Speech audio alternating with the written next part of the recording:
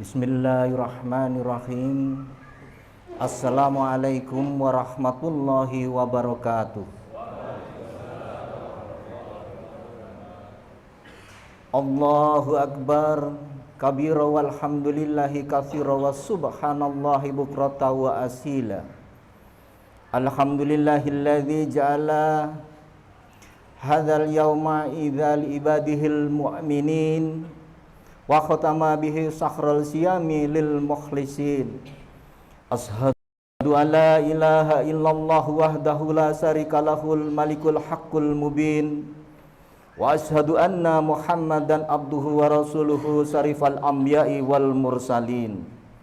Allahumma sholli ala Muhammad wa ala alihi wa ashabihi ajma'in. Faya ibadallah usikum wa nafsi bitaqwallah faqad fazzal muttaqun. Qala Allah ta'ala fi kitabihil karim, ya ayyuhalladzina amanu ittaqullaha haqqa tuqatih wa la tamutunna illa wa antum muslimun. Allahu akbar, Allahu akbar, la ilaha illallah, Allahu akbar, Allahu akbar walillahil hamd. Hadirin kaum muslimin yang berbahagia, mari senantiasa kita panjatkan puji syukur kehadirat Allah Subhanahu wa taala yang telah melimpahkan kasih dan sayangnya sehingga sampai hari ini kita mampu menggenggam erat keimanan dan keislaman kita. Dengan kekuatan iman dan Islam itu, kita terdorong membiasakan berlomba-lomba dalam kebaikan, terus bersemangat menebar rahmatan lil alamin, menebar kasih dan sayang bagi seluruh alam. Dengan semangat itu, kita terus berupaya agar menjadi bagian dari umat yang beruntung dengan menjadi penyeru kebajikan, menyuruh kepada yang ma'ruf dan mencegah dari yang mungkar. Hal ini menjadi dasar gerakan kita sehari-hari sebagaimana perintah Allah Subhanahu wa taala. Wal takum minkum ummatun yad'una ilal khair wa ya'muruna bil ma'ruf wa yanhauna 'anil munkar wa ulaika humul muflihun. Dan hendaklah ada di antara kamu segolongan umat yang menyeru kepada kebajikan, mengajak kepada yang ma'ruf dan mencegah dari yang mungkar. Merekalah orang-orang yang beruntung. Dengan mengkristalnya iman dan Islam itu pula, kita selalu bisa menikmati manis dan indahnya hidup dengan nilai-nilai agama, menciptakan keharmonisan hidup bersama kenalan, handai tolan, saudara dan keluarga dalam lingkungan yang beragam namun tetap nyaman, aman dan tentram. Keberkahan hidup yang kita nikmati saat ini tak lepas dari keberhasilan sang pemeran pembawa risalah Islam, Rasulullah Muhammad sallallahu alaihi wasallam, yang telah berjuang menjadikan Islam sebagai penerang di masa-masa kegelapan yang penuh dengan kejahiliaan. Kemudian berangsur-angsur berubah menjadi masa keislaman yang terang benderang. Terpisahnya antara yang hak dan batil secara nyata, serta menjunjung tinggi harkat dan martabat semua makhluknya. Maka tidak ada pilihan lain selain kita harus meneladani Nabi Muhammad SAW serta menjadi pengikutnya atau bermuhammadiyah yang taat dengan berpedoman pada dua warisan utama, yaitu Al-Quran dan As-Sunnah. Semoga sang surya terus bersinar menerangi setiap sudut kehidupan. Sholawat dan salam semoga senantiasa tercurah kepada beliau, keluarga, sahabat, dan para pengikutnya hingga di akhir zaman. Rasa syukur ini semakin besar dan semakin dalam kita resapi dalam sanubari karena kita diberi kesempatan hidup di tanah surgawi nan mempesona yang dipuja oleh bangsa-bangsa lain di dunia, berada di antara kepulauan Nusantara yang luas membentang dari Sabang sampai Merauke, dari Miangas sampai Pulau Rote, tepatnya di sebelah utara hamparan Jamrut Katulistiwa, yaitu di atas tanah Benuanta. Tanah bernuansa keberagaman, namun dengan cita rasa cinta damai meskipun berbeda suku, agama, budaya, dan kearifan lokal. Alamnya dihiasi langit biru yang bersih tanpa polusi, disertai hembusan angin sepoi-sepoi segar dengan aliran air yang melimpah. Pematang luas dalam balutan belantara perawanan eksotik, aneka tambang, mineral, minyak, gas, dan hasil bumi yang terkandung di dalamnya. Seluruhnya adalah karunia Allah yang tinggal dirawat dan diolah secara berkelanjutan. Sungguh Allah telah menundukkan seluruhnya itu untuk kebutuhan kita, menunjukkan kebesaran dan menyempurnakan nikmatnya untuk kita semua. Alam taro annallaha sakhara lakum ma fis samawati wa ma fil ard wa asbagha alaikum ni'amahu dhahiratan wa batinah wa minan nasi may yujadilu fillahi bighairi ilmi wala hudaw wala kitabim munir. Tidakkah kamu perhatikan, sesungguhnya Allah telah menundukkan untuk kepentinganmu apa yang di langit dan apa yang di bumi, dan menyempurnakan untuk nikmatnya lahir dan batin. Dan di antara manusia ada yang membantah tentang keesaan Allah tanpa ilmu pengetahuan atau petunjuk dan tanpa kitab yang memberi penerangan. Takkan pernah kita mampu menghitung-hitung nikmatnya, takkan mampu pula kita mengingkarinya. Maka sudah sepantasnya kita terus bersyukur, semakin merasa nikmat itu jika mau membandingkan dengan keadaan saudara-saudara kita yang hidupnya memprihatinkan. Di belahan dunia sana masih ada banyak negara yang stabilitas nasionalnya terkoyak dan terus bergejolak, seperti di Palestina, Yaman, Suriah, Ukraina, Afghanistan, dan Somalia. Ada pula negara yang mengalami kebangkrutan, seperti di Tunisia, El Salvador, Ghana, Pakistan, Mesir, Kenya, dan Argentina. Mereka hidup serba kesulitan, didera ketegangan, ditekan ketakutan, dilanda kelaparan, dihimpit kemiskinan, bahkan dicekik kepiluhan dan pertumpahan darah. Langkah mereka terlalu berat penuh beban. Setiap saat jantungnya tak pernah tenang, terus berdetak sangat kencang, menatap kosong hari depan, tak mampu lagi membangun impian-impian indah seperti kita. Pikiran kalut tak karuan, hati tak pernah tenang, tubuh menggigil bermandi peluh, air mata berlinang membasahi wajah, bahkan kerap beradu fisik hingga bersimbah darah. Naudzubillah min dzalik. Allahu Akbar, Allahu Akbar, la ilaha illallah, Allahu Akbar, Allahu Akbar, walillahil hamd. Hadirin kaum muslimin yang berbahagia, menapaki tahun 2023, Presiden kita Joko Widodo dan Direktur Pelaksana Dana Moneter Internasional Kristalina Georgieva mengingatkan bahwa di tahun ini adalah tahun sulit. Situasi berada di bawah bayang-bayang pertumbuhan negatif ekonomi dunia.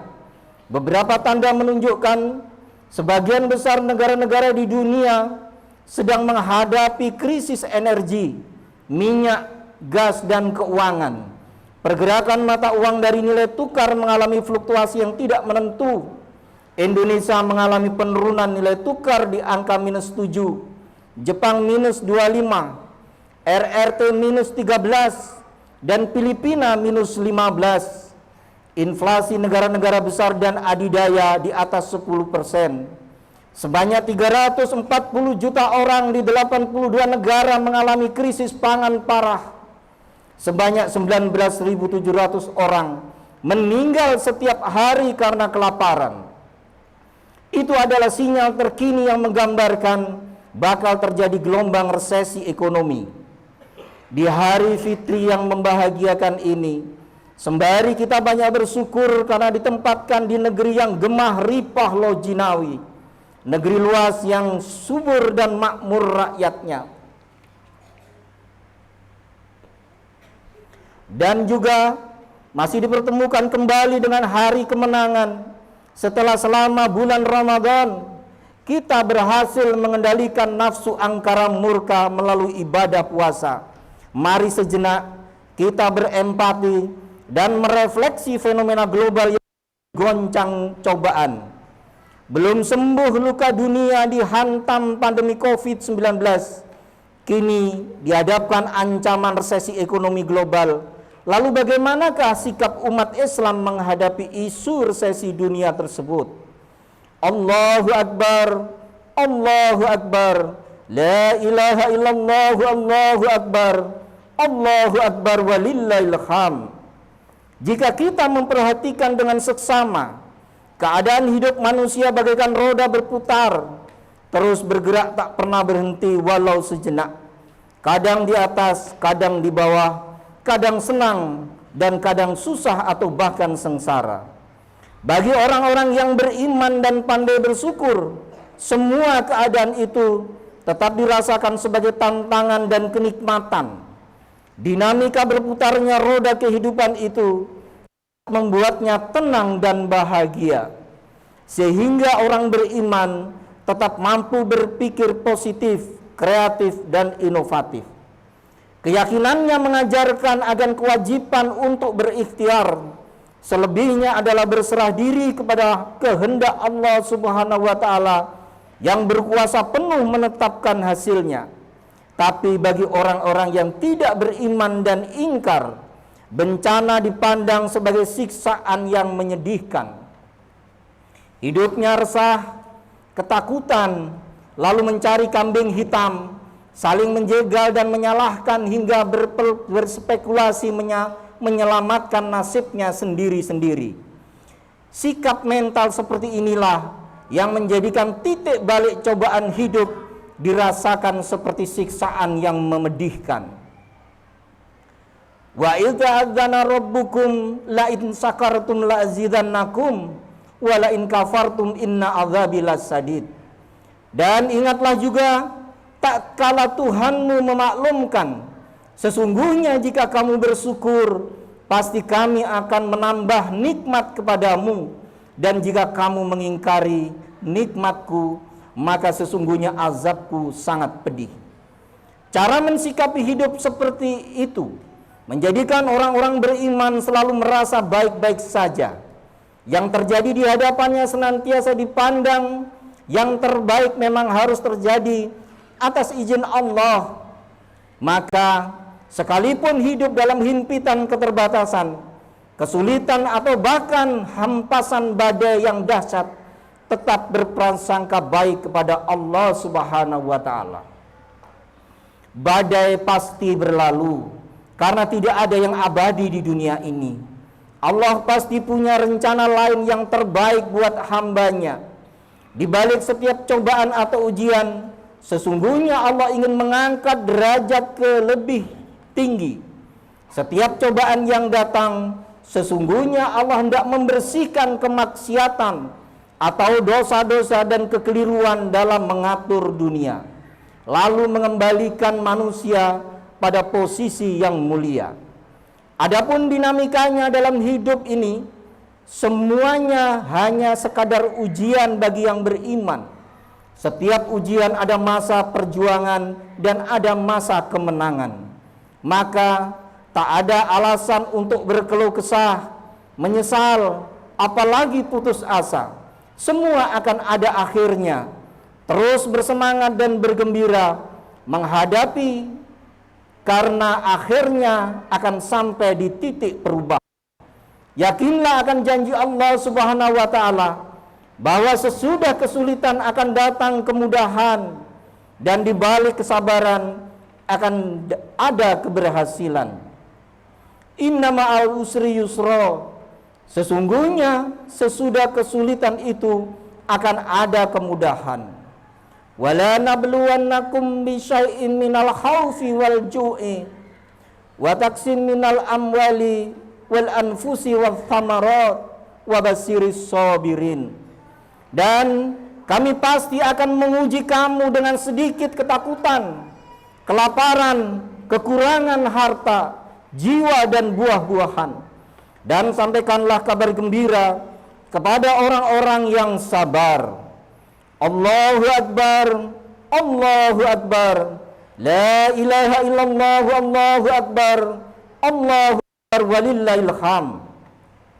Setelah menguatkan iman kita agar tidak menggoyahkan akidah dalam menghadapi cobaan isu resesi global, lalu langkah nyata apa yang harus dilakukan sebagai umat yang beragama dan berilmu pengetahuan? Mari kita analisa untuk menemukan strategi menghadapinya. Menurut Otoritas Jasa Keuangan atau OJK, resesi merupakan kondisi di mana perekonomian suatu negara sedang memburuk yang terlihat dari produk domestik bruto atau PDB negatif. Suatu negara yang sedang memburuk yang terlihat dari produk domestik bruto negatif. Pengangguran meningkat dan pertumbuhan ekonomi real bernilai negatif selama 2 kuartal berturut-turut. Situasi seperti ini akan membuat masyarakat kesulitan memenuhi kebutuhan hidupnya. Harga-harga kebutuhan sehari-hari relatif menjadi mahal dan persediaannya pun menjadi terbatas.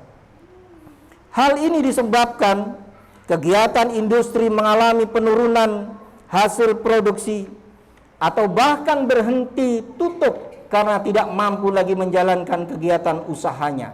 Oleh karena itu, diperlukan strategi khusus menghadapinya agar tetap bisa bertahan hidup secara normal.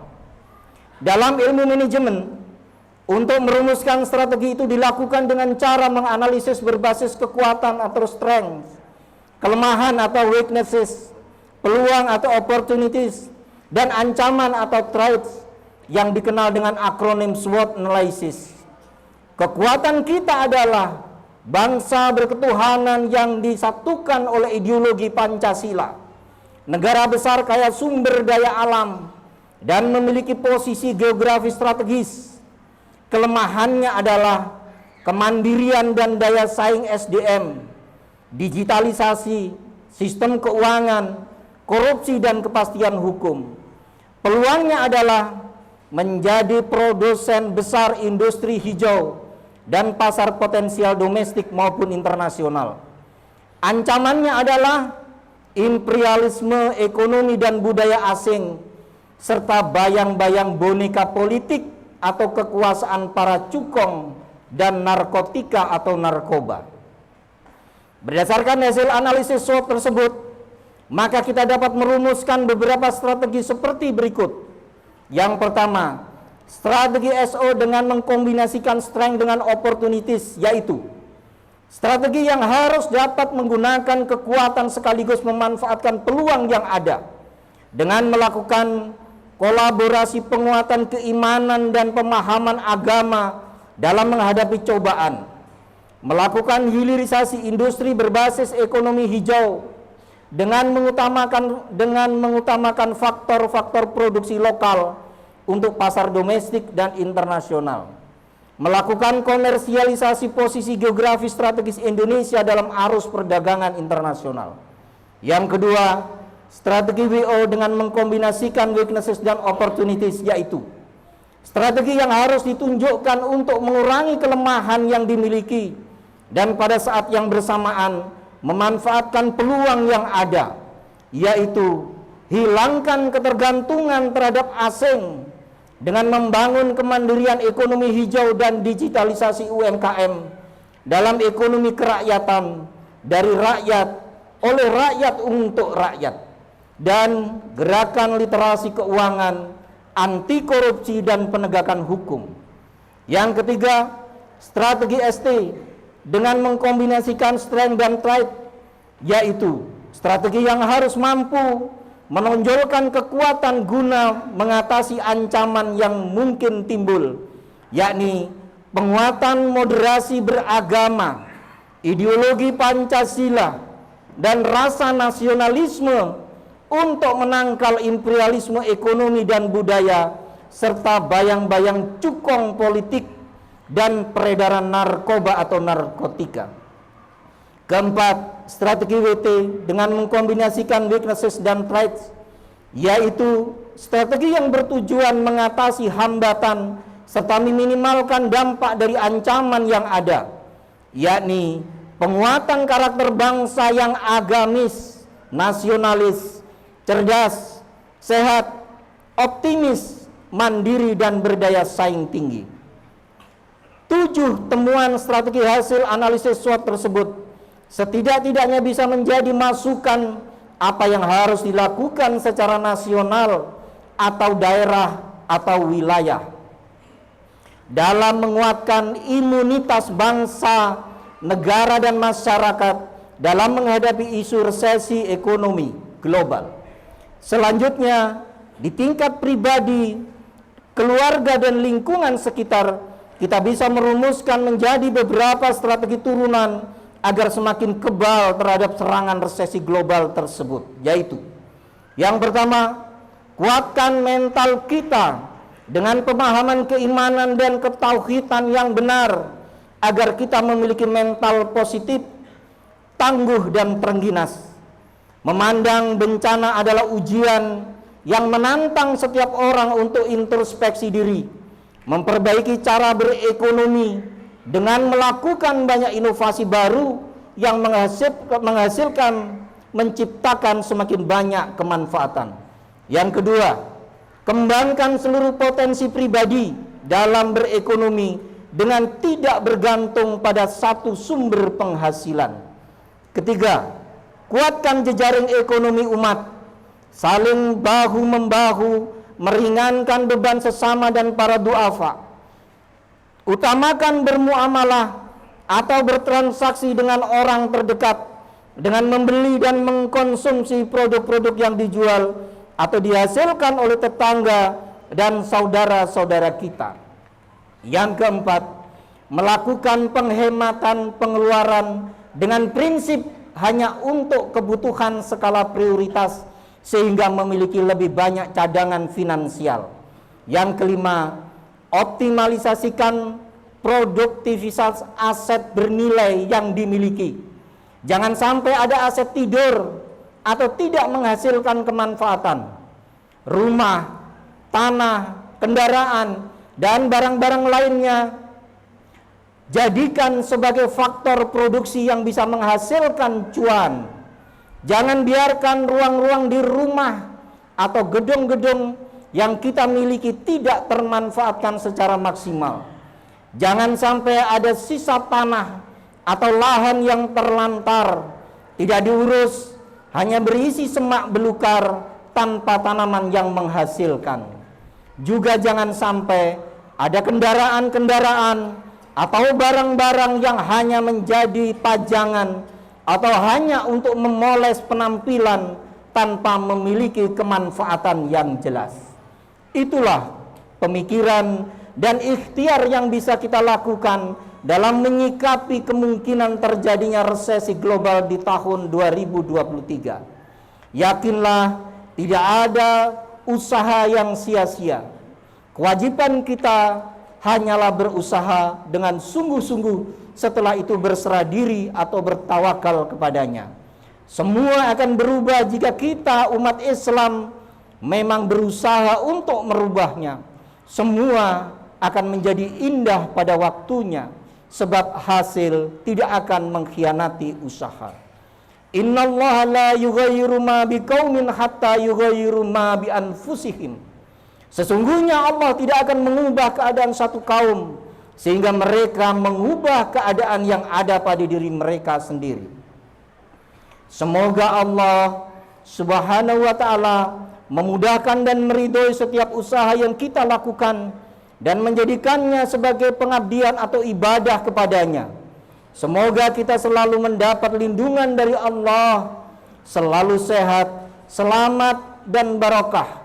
Semoga Allah menerima segala amal ibadah kita dan memaafkan segala dosa dan kesalahan kita, serta membimbing terus supaya kita berada di jalan yang benar yaitu jalannya orang-orang yang diridhoi Allah dan bukan jalannya orang-orang yang sesat dan dimurkai Allah. Allahumma barik lana fi asma'ina wa absarina wa qulubina wa azwajina wa dzurriyyatina wa tub 'alaina innaka antat tawwabur rahim. Waj'alna sakirina lidi'amika muthnina biha alaika qabilina laha wa timimha alaina. Allahumma taqabbal a'malana fi ramadhana. Allahumma taqabbal a'malana fi ramadhana. Allahumma taqabbal a'malana fi ramadhana. Rabbana atina fid dunya hasanah wa fil akhirati hasanah wa qina adzabannar. Wa sallallahu ala nabiyyina Muhammadin wa ala alihi wa sahbihi wa man tabi'ahu bi ihsani illa yaumiddin. Taqabbalallahu minna wa minkum. Taqabbalallahu minna wa minkum. Taqabbalallahu minna wa minkum. Idukum mubarak wa asakum minal aidin wal faidin. Kulu ami wa antum bi khairin wa akhiru da'wana alhamdulillahi rabbil alamin. Wassalamualaikum warahmatullahi wabarakatuh.